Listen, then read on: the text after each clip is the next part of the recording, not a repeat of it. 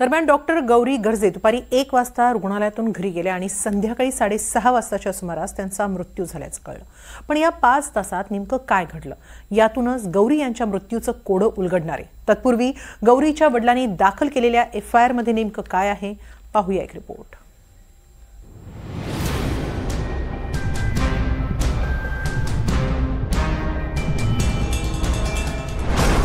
Doctor Gauri गर्जेंनी खरंच आत्महत्या केली?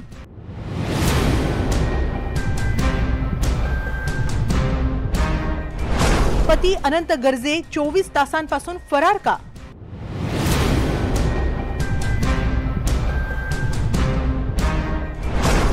त्या 5 तास काय घडलं?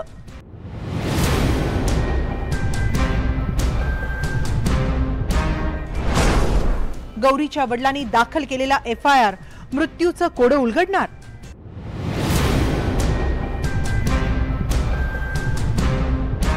एक मैत्रीण तिला 1.5 वर्ष ओळखते, पण आता फेब्रुवारी पासून आतापर्यंत 9 महिन्यात ते म्हणे बऱ्याच वेळा तिला मारल्याच्या खुणा चेहऱ्यावर दिसायच्या।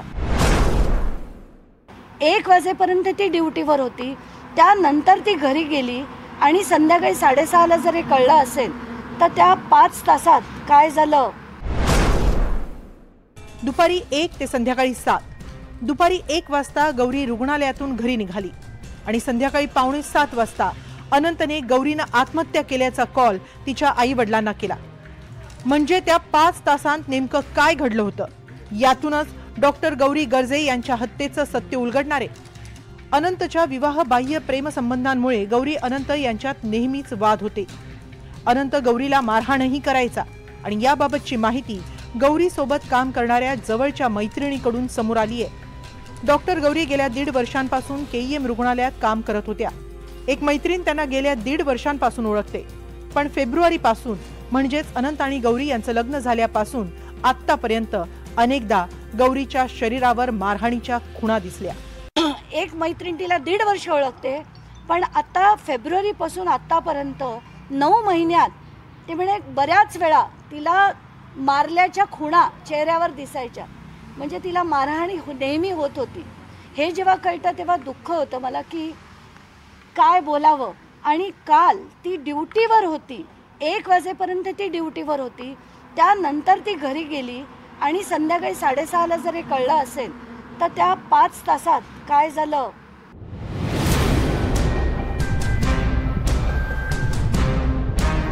गेल्या 10 महिन्यांपासून गौरी गर्जे मरण यातना सहन करत होत्या। गौरीच्या आई वडिलांना याबाबत माहिती होती, पण अनंतने आत्महत्या करण्याची धमकी दिल्यामुळे गौरीने आई वडिलांना दूर ठेवलं। अखेर पोटच्या मुलीला गमावल्यानंतर गौरीच्या वडिलांनी सर्व हकीकत पोलिसांसमोर मांडली आणि याच FIR मधून असे 5 मुद्दे समोर आलेत ज्यामुळे गौरी यांनी खरंच आत्महत्या केली का असा प्रश्न उपस्थित होतोय। 30 सप्टेंबर 2025 या दिवशी पहिल्यांदाच गौरीच्या वडिलांना अनंत गर्जेच्या विवाहबाह्य संबंधांची माहिती मिळाली। गौरीने आपल्या वडिलांच्या व्हॉट्सअपवर काही फोटो पाठवले। या फोटोमध्ये लातूरच्या ममता हॉस्पिटलची कागदपत्र होती, ज्यात किरण सिद्धार्थ इंगळे असं गर्भवती महिलेचं नाव होतं आणि पतीचं नाव अनंत भगवान गर्जे असं नमूद केलं होतं। त्या कागदपत्रांवरून पहिल्यांदा अनंत गर्जे याच्या विवाहबाह्य संबंधांची माहिती मिळाली। FIR मधला दुसरा महत्त्वाचा मुद्दा म्हणजे अनंतची बहीण शीतल आंधळे आणि भाऊ अजय गर्जे यांना भावाच्या प्रेम प्रकरणाबाबत आधीच माहिती होती। शीतल आंधळे यांनी गौरीला भावाचं दुसरं लग्न लावून देण्याची धमकी दिली। गौरीच्या आईने याबाबत शीतल आंधळेंशी फोनवरून संवाद साधला, तेव्हा शीतल यांनी आम्ही आमचं बघून घेऊ म्हणत फोन ठेवला। आता FIR मधला तिसरा महत्त्वाचा मुद्दा पाहूया। 3 ऑक्टोबर 2025 या दिवशी अनंत गर्जे याचा वाढदिवस होता। गौरीच्या आई वडिलांनी वाढदिवसानिमित्त मुंबईला येण्याचा विचार केला, तसं त्यांनी गौरीला फोनवरून कळवलं, पण गौरीने वडिलांना रडत रडत येऊ नका सांगितलं। तरीही आई वडील मुलीला कोणतीही पूर्वकल्पना न देता घरी पोहोचले। यावेळी त्यांना गौरीच्या चेहऱ्यावर आणि गळ्यावर मारहाणीचे व्रण दिसले। अनंतचा वाढदिवस साजरा करून आई वडील बीडला परतले। गौरी आणि तिच्या आई वडिलांची ही शेवटची भेट ठरली। यानंतर 21 नोव्हेंबरला रात्री 10:15 वाजता म्हणजे गौरीच्या मृत्यूच्या 1 दिवस आधी अनंतने गौरीच्या वडिलांना मोबाईलवर कॉल केला. वडील बाथरूममध्ये असल्यामुळे त्यांनी फोन उचलला नाही. काही वेळानंतर त्यांनी अनंतला फोन केला, पण त्यानं उचलला नाही. मग वडिलांनी गौरीला फोन करून विचारपूस केली असता तिनं सर्व काही ठीक असल्याचं सांगितलं.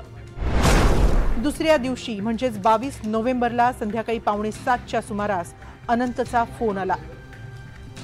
मामा, गौरी सुसाईड करते, तिला समजवा, असं अनंत फोनवर बोलला. पण अनंतने गौरीकडे फोन दिला नाही. गौरीला दवाखान्यात नेत असल्याचं सांगितलं. थोड्या वेळानं त्यानं गौरीच्या आईला फोन केला आणि माझ्यासमोर गौरीचं प्रेत असल्याचं सांगितलं. आनंद गर्जेने तिच्या वडिलाला फोन केला बीडमध्ये. तिचे वडील डॉक्टर आहेत बीडमध्ये. डॉक्टरला फोन केला आणि कट केला, कारण त्याला मस्ती भरपूर होती.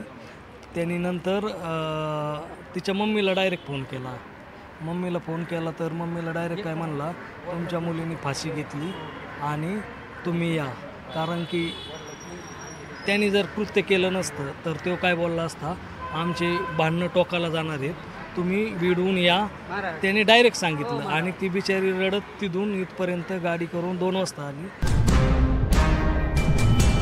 पोलिसांकडे दाखल झालेल्या FIR नुसार गौरीचा पती अनंत गर्जे, दीर अजय गर्जे आणि नणंद शीतल आंधळे असे 3 चेहरे पोलिसांसमोर आहेत, ज्यांनी गौरीचा छळ केला होता.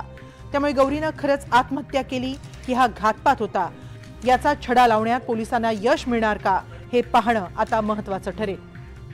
ऋतिक गणकवार, NDTV मराठी, मुंबई.